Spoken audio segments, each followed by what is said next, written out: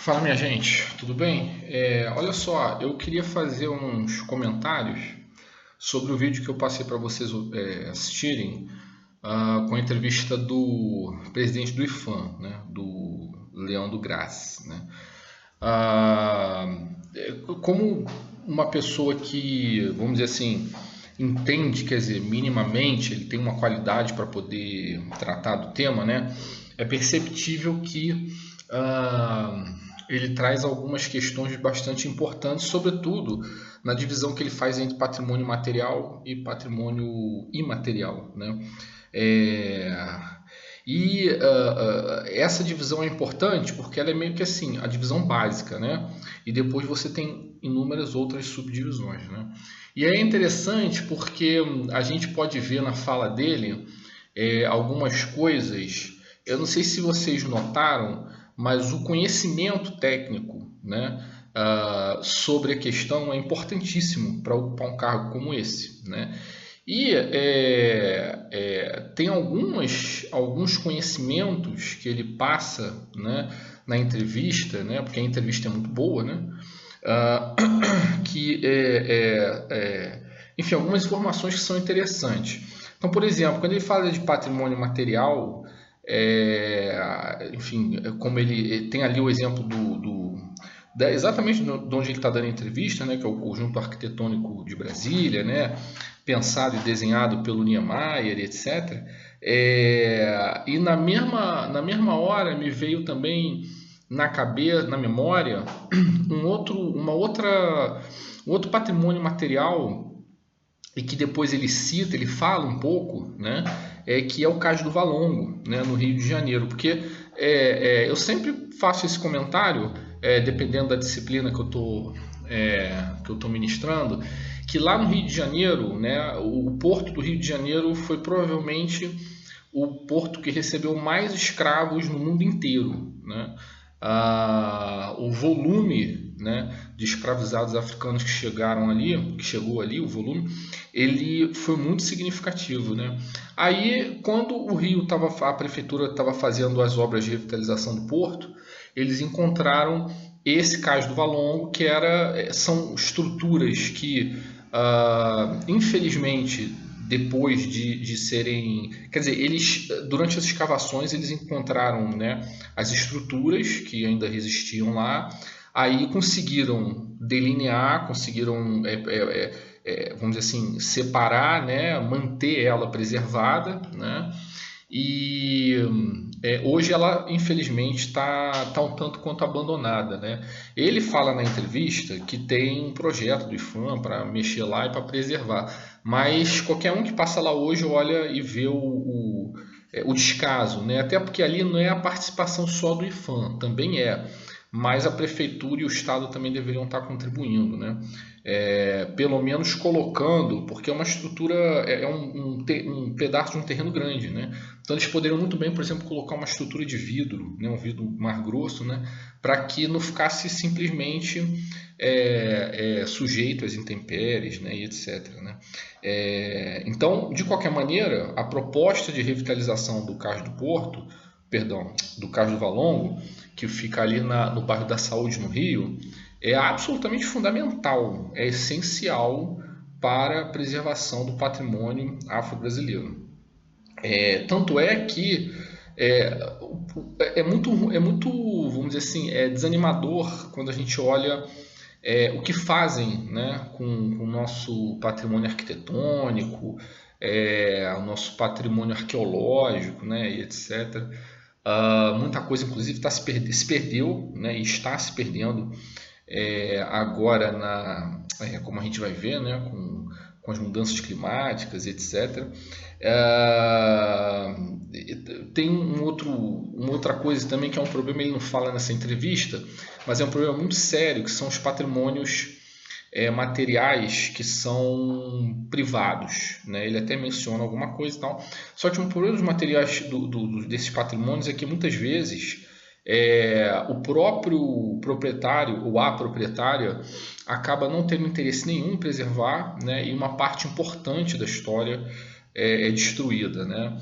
Tem um vídeo, depois vocês procurem, que é um vídeo de um canal chamado Fazendas Históricas. É um vídeo muito, muito interessante, em que tem uma fazenda aqui em Minas, no interior de Minas, Santa Rita do Jacutinga, que é uma fazenda em que o dono, que provavelmente é descendente, né, dos senhores de engenho, ele decidiu, está vivo até hoje, está vivo, né? Ele decidiu manter tudo que ele pudesse, né, das estruturas da fazenda, né, que eram usadas para o trabalho forçado dos escravos, né? Então você tem tem senzalas preservadas, né? Você tem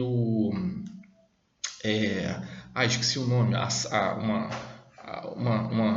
um espaço, né, que fica embaixo da casa, né, que era onde os escravos eram punidos, né, a masmorra, né, como se chamavam, né, e é muito impressionante a estrutura que era montada, né, que essa masmorra foi montada para fazer todo tipo de... É uma coisa que eu sempre falo, né, essa coisa do sadismo europeu, né, que foi algo muito marcante na escravidão brasileira, né. Ele também fala coisas muito interessantes, como, por exemplo, ele cita ali muito rápido, mas há um pedido, de fato, quer dizer, já tá protocolado lá na Unesco para o queijo de Minas, né, ser considerado um bem imaterial, né? E quando ele fala queijo de Minas, o queijo da canastra aqui, obviamente, é um dos mais importantes, né? Se não o mais importante, né? É porque eu adoro, né? Imagino que vocês também gostem muito, né? Mas não é o patrimônio material, ele traz muita coisa, né? Eu acho que várias coisas ele falou no vídeo, né? Na entrevista. Mas, por exemplo, ele cita o Círio de Nazaré. O Círio de Nazaré, que ocorre em Belém, no Pará, eu dei aula na UFPA e vocês não têm noção, quer dizer, óbvio, né? Quem aqui, quem está assistindo aí e é do norte, ou de Belém especificamente, no Pará, sabe o tamanho do que é o Círio de Nazaré. O Círio de Nazaré, para o paraense, em especial para o morador de Belém, é um evento muito mais importante, é o evento mais importante no ano, mais importante até do que o Natal, entendeu? A cidade para, é um negócio assim, e aí tem várias camadas, né, que a gente pode falar, né, algumas das quais ele até menciona, mas, por exemplo, tem uma camada cultural extremamente relevante, porque o Círio em si, né, reúne uma série de grupos, grupos culturais distintos, né, tem uma dimensão obviamente religiosa, né, quando quando todas as celebrações, né, com a imagem de Nossa Senhora de Nazaré, ela enfim, carregada, e vem peregrinos de tudo quanto é lugar que vocês podem imaginar, do estado, né? Tem uma questão também artística, né? Uma dimensão artística, porque tem inúmeros trabalhos que são desenvolvidos a partir do Círio de Nazaré, né? Enfim, são vários domínios que são muito importantes para esse evento, por exemplo, né, como um patrimônio imaterial, né, reconhecido pelo IPHAN, né. Eu me lembro, não, tem uma coisa, a culinária, por exemplo, é uma coisa maravilhosa, né? Quando chega o período do Círio, as famílias lá, como a gente, enfim, por exemplo, eu estou acostumado com isso acontecer no Natal, né? As famílias lá se juntam e tem uma grande festa dentro da casa das pessoas, né? Então você come de tudo, da culinária paraense, mas assim, é muita comida, sabe? Maniçoba, enfim, tudo que vocês podem amar, pato no tucupi, bom, posso estar, porque é muita coisa, assim, eu não vou conseguir lembrar açaí com tudo, açaí com peixe frito, açaí olha, é algo assim único, assim, no país é algo único, eu nunca tinha passado por nada igual. No que toca à riqueza, assim, nesse caso até culinária, né, que faz parte da cultura de maneira geral, né? Agora, a gente precisa levar em conta alguns desafios, né, que o IPHAN tem, né? sobretudo na manutenção, né, do patrimônio, tanto material quanto imaterial, né? Porque muitas vezes o patrimônio imaterial ele pode se perder se não preservado de alguma maneira, né? Quer dizer, mesmo que, por exemplo, aqueles especiais, no caso do queijo mineiro, né? Mesmo que com o passar das gerações, né? As grandes queijarias, ou até as queijarias menores, enfim, mas artesanais, venham a perder importância porque os seus donos vão morrendo, é importante que esse conhecimento seja passado adiante. O patrimônio material é a mesma coisa, né? E esse é um grande desafio do IFAM, porque o IFAM ele inventaria, faz um inventário, depois ele faz o tombamento, né? Enfim, esse imóvel ou o que quer que né? Qualquer outra coisa, né? Conjunto arquitetônico e tal, depois de tombado ele vai para o livro do tombo e lá onde você pode. Isso, a partir do momento em que começa o processo de inventariamento, ninguém, o dono, quem quer que seja, não pode fazer nada. Não pode fazer nada porque aquilo ali é reconhecido como bem histórico. Isso é um problema até hoje muito complexo, né? Porque tem uma especulação imobiliária no país inteiro, né? Às vezes o dono precisa mesmo de dinheiro, aí quer vender o imóvel, enfim, e o IFAM também não tem dinheiro, né? Então, mas é algo absolutamente fundamental. E tem algumas coisas, né, que me impressionam muito, né? Eu já vi tipo assim, sabe, depredação mesmo, sabe, de patrimônio histórico. O que aconteceu em Brasília foi uma coisa horrorosa, né?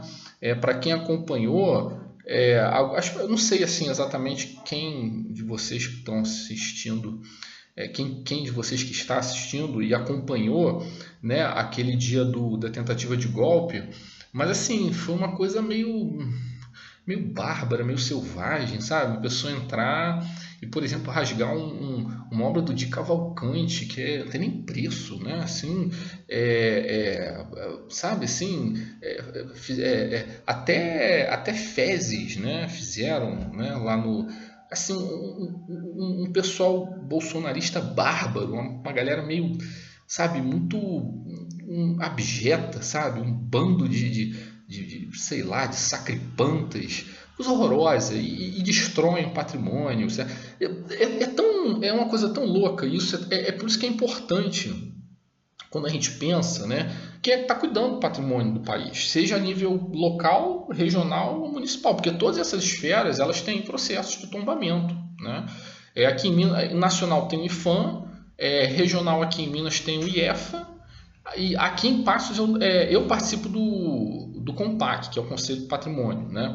E a gente tem feito um esforço muito grande para poder... Aliás, isso é um negócio que vocês também têm plena capacidade e direito de fazer. Por exemplo, você está na rua, andando na rua, e viu que tem um imóvel histórico que está ali, prestes a cair, entendeu? Vocês podem diretamente fazer uma denúncia lá no CONPAC. Entendeu? Ou então você mora numa rua ou trabalha numa rua e ouviu falar que vão derrubar um imóvel lá, uma casa, o que quer que seja, para a construção de um prédio. Você pode fazer uma denúncia no CONPAC, entendeu? Porque aí o CONPAC vai lá, né, vai inclusive uma equipe técnica, né, que é uma outra empresa que trabalha com a prefeitura, para fazer essa avaliação e a partir do momento em que começa a inventariação, o inventário do imóvel, não pode se fazer mais nada, ponto final, né?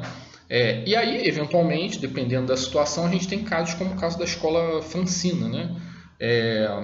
Que ficou um brinco, né? Não sei se vocês... Né, a Francina, que era a antiga escola francês Laubraz, né? Foi levantada logo no início do século XX e hoje ela está assim, foi restaurada, preservada, restaurada, está assim...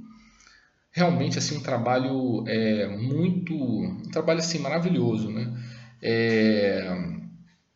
E aí, quer dizer, essa é uma coisa que ele passa meio na entrevista falando sobre a participação da sociedade, né? Ele não fala muito sobre isso, mas a denúncia ela é essencial, gente. Ela é absolutamente essencial.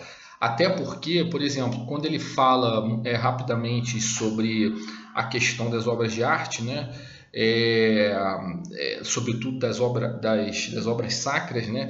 De fato tem um mercado negro que não se resume às obras sacras, mas, por exemplo, livros, né?